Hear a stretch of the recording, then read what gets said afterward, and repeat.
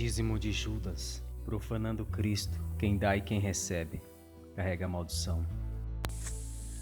Houve guerra, chamada Guerra dos Reis, Matança dos Reis.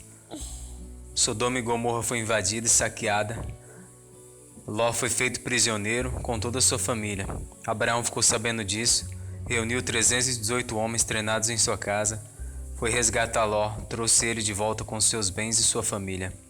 No caminho de volta ele encontrou com Melquisedeque e deu o dízimo de tudo o que possuía, ou seja, os despojos da guerra. Aqui vemos Jacó fazendo um acordo com Deus: se protegesse, guardasse, desse alimento e veste, ele daria 10% e seria o seu Deus. 430 anos depois, o dízimo se torna lei.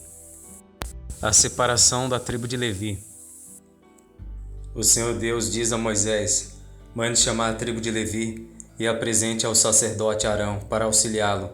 Eles cuidarão das obrigações próprias da tenda do encontro, fazendo o serviço do tabernáculo para Arão e para toda a comunidade. Tomarão conta de todos os utensílios da tenda do encontro, cumprindo as obrigações dos israelitas no serviço do tabernáculo.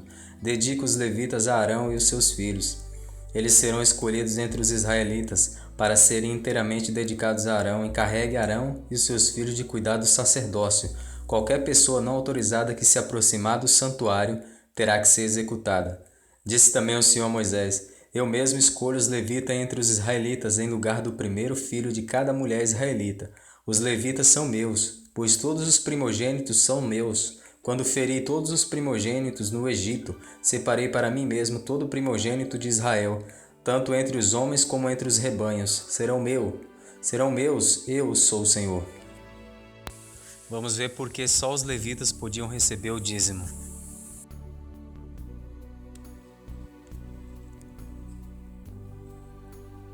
Os sacerdotes levitas e todo o restante da tribo de Levi não terão posse nem herança em Israel. Viverão das ofertas sacrificadas para o Senhor, preparadas no fogo, pois esta é a sua herança.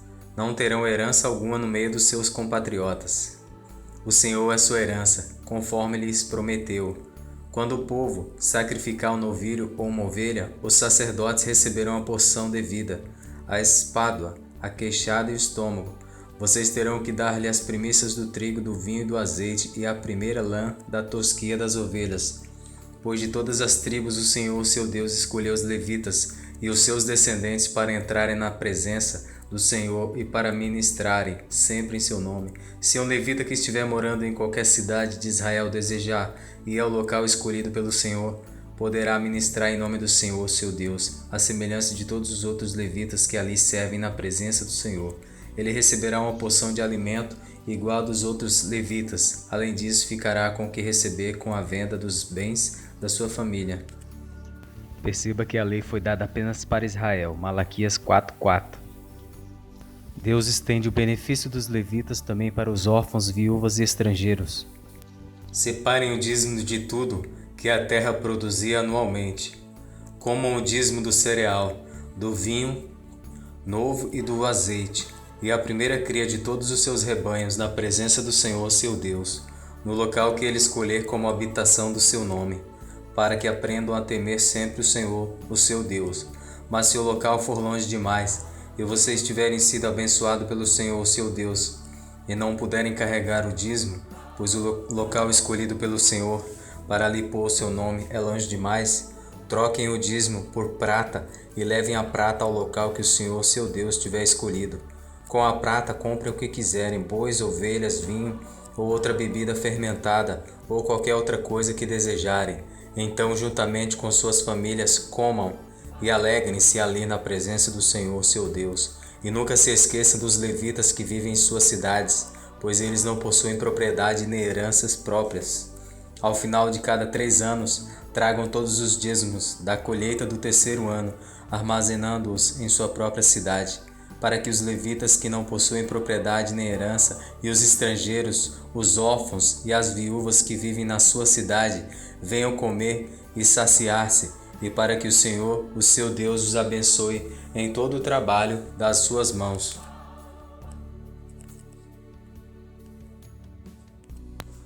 Dízimo passa a se tornar lei em Israel.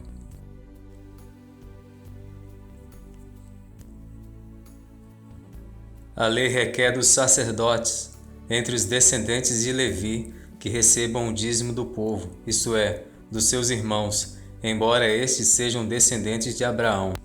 Pode o homem roubar a Deus? Israel fez isso. E agora esta advertência para vocês, ó sacerdotes. Se vocês não derem ouvidos e não se dispuserem a honrar o meu nome, diz o Senhor dos Exércitos, lançarei maldição sobre vocês e até amaldiçoarei as suas bênçãos. Aliás, já as amaldiçoei, porque vocês não me honram de coração. Por causa de vocês eu destruirei a sua descendência. Esfregarei na cara de vocês os excrementos dos animais oferecidos em sacrifícios em suas festas, e lançarei vocês fora com os excrementos. Então vocês saberão que fui eu que fiz a vocês essa advertência, para que a minha aliança com Levi fosse mantida, diz o Senhor dos Exércitos. Devemos considerar que os mestres da lei antes, eles davam dízimo, e os mestres da lei de hoje, da atualidade, eles recebem, né? Eu enviarei o meu mensageiro, que preparará o caminho diante de mim, e então de repente o Senhor que vocês buscam virá para o seu templo, o mensageiro da aliança. Aquele que vocês desejam virá, diz o Senhor dos Exércitos. Mas quem suportará o dia da sua vinda? Quem ficará em pé quando ele aparecer? Porque ele será como fogo do ourives e como o sabão do lavandeiro. Ele se assentará como um refinador e purificador de prata, purificará os levitas e os refinará como ouro e prata. Assim trarão ao Senhor ofertas com justiça. Então as ofertas de Judá e de Jerusalém serão agradáveis ao Senhor, como nos dias passados, como nos tempos antigos.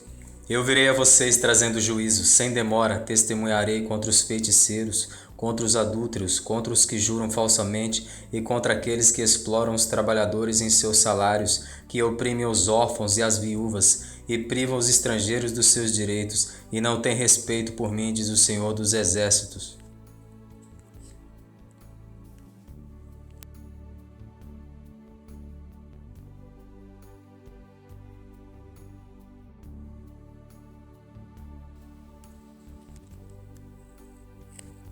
Depois esmagarão os ímpios, que serão como pó sobre as solas dos seus pés, no dia em que eu agir, diz o Senhor dos Exércitos. Lembrem-se da lei do meu servo Moisés, dos decretos e das ordenanças que lhes dei em Horebe para todo o povo de Israel. Vejam, eu enviarei a vocês o profeta Elias antes do grande e temível dia do Senhor. Ele fará com que os corações dos pais se voltem para os filhos e os corações dos filhos para os seus pais. Do contrário, eu virei e castigarei a terra com maldição. Mas, quando chegou a plenitude do tempo, Deus enviou seu Filho, nascido de mulher, nascido debaixo da lei, a fim de redimir os que estavam sob a lei, para que recebêssemos a adoção de filhos. E porque vocês são filhos, Deus enviou o Espírito de seu Filho ao coração de vocês e ele clama, Abba, Pai. Assim você já não é mais escravo, mas filho, e por ser filho, Deus também o tornou herdeiro.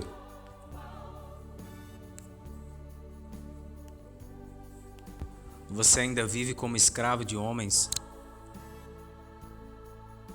Irmãos, o desejo do meu coração e a minha oração a Deus pelos israelitas é que eles sejam salvos. Posso testemunhar que eles têm zelo por Deus, mas o seu zelo não se baseia no conhecimento, porquanto ignorando a justiça que vem de Deus e procurando estabelecer a sua própria, não se submeteram à justiça de Deus, porque o fim da lei é Cristo, para a justificação de todo o que crê.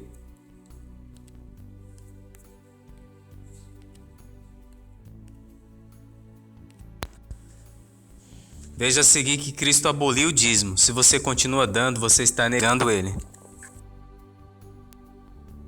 A ordenança anterior é revogada, ou seja, anulada, porque era fraca e inútil, pois a lei não havia aperfeiçoado coisa alguma, sendo introduzida uma esperança superior, pela qual nos aproximamos de Deus. Ele foi esmagado pelas nossas iniquidades. Coube a Deus fazê-lo sofrer por nossas culpas.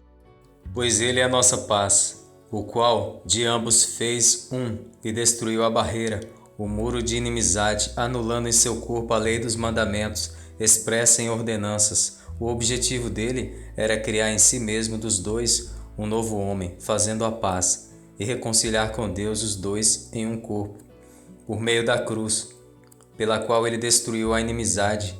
Ele veio e anunciou paz a vocês que estavam longe e paz aos que estavam perto, pois por meio dele tanto nós como vocês temos acesso ao Pai, por um só Espírito. Portanto, vocês já não são estrangeiros nem forasteiros, mas concidadãos dos santos e membros da família de Deus.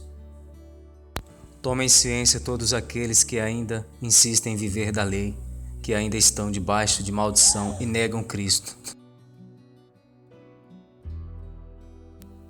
Já os que se apoiam na prática da lei estão debaixo de maldição, pois está escrito: maldito todo aquele que não persiste em praticar todas as coisas escritas no livro da lei. É evidente que diante de Deus ninguém é justificado pela lei, pois o justo viverá pela fé. A lei não é baseada na fé, ao contrário, quem praticar essas coisas por elas viverá. Cristo nos redimiu da maldição da lei, quando se tornou maldição em nosso lugar, pois está escrito: maldito todo aquele que for pendurado no madeiro. Isso para que em Cristo Jesus a bênção de Abraão chegasse também aos gentios, para que recebêssemos a promessa do Espírito mediante a fé.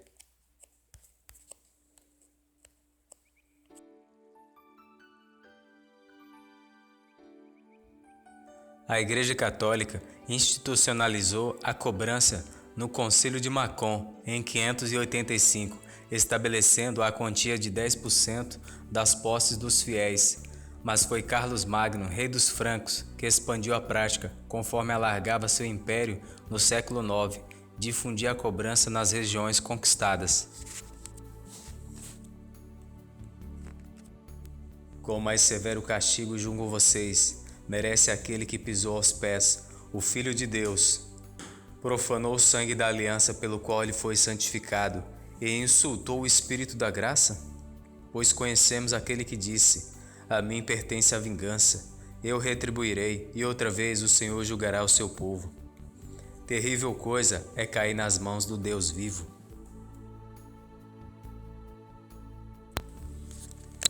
Dízimo de Judas. Pergunte ao seu pastor ou padre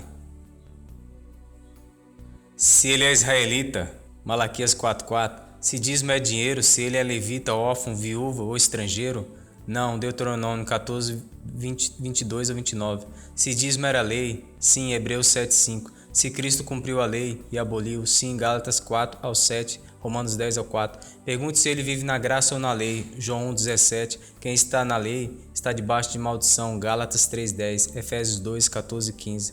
Se ele disser que vive na lei e você continuar com ele, considere 1 João 5:20 e prepare o lombo, Isaías 45:7, Salmos 94.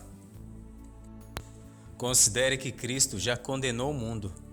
E veja quão terrível condenação para aqueles que estão aguardando a extinção. Vivemos entre condenados. E a condenação é esta, que a luz veio ao mundo, e os homens amaram mais as trevas do que a luz, porque as suas obras eram más. Porque todo aquele que faz o mal odeia a luz, e não vem para a luz, para que as suas obras não sejam reprovadas. Você teme ao quê? Ao inferno da sepultura? Vou te dizer a quem deve temer, aquele que criou tanto o bem quanto o mal. A ele cabe a vingança, e todos que assistiram esse vídeo até aqui tomem ciência da verdade. Salmo 94.